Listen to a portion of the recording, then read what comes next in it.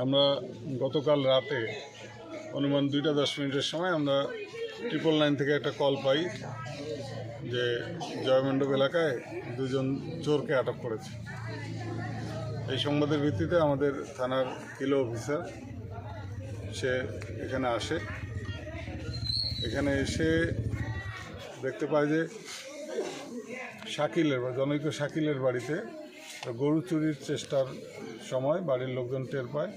আশেপাশের লোকজনকে ডাক দিলে তারা সেই চোরদেরকে ঘেরাও করে গণপিটুনি দেয়। তারা গুরুতর অসুস্থ অবস্থায় আমাদের পুলিশের সহায়তায় স্থানীয় লোকজন সহ প্রথমে সিংগাইর উপজেলা স্বাস্থ্য কমপ্লেক্সে তাদের প্রাথমিক চিকিৎসা দেওয়া হয়। পরবর্তীতে স্থানীয় লোকদের মাধ্যমে অসুস্থ দুজনকে প্রথমে পঙ্গু হাসপাতালে, পরবর্তীতে সেখান থেকে সোহরাওয়ার্দী হাসপাতালে রেফার করে। সোহরাওয়ার্দীতে গিয়ে আমরা পরে জানতে পারি যে সেখানে দুজনেই মৃত্যুবরণ করে।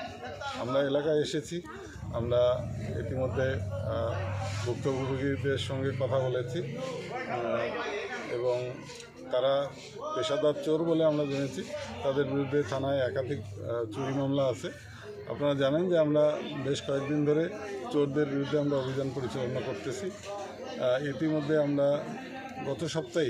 গত সপ্তাহ থেকে এই আজকে পর্যন্ত অনুমান আমরা 20 জনেরও উপরে বিভিন্ন ইউনিয়ন থেকে চোরদেরকে গ্রেফতার করেছি।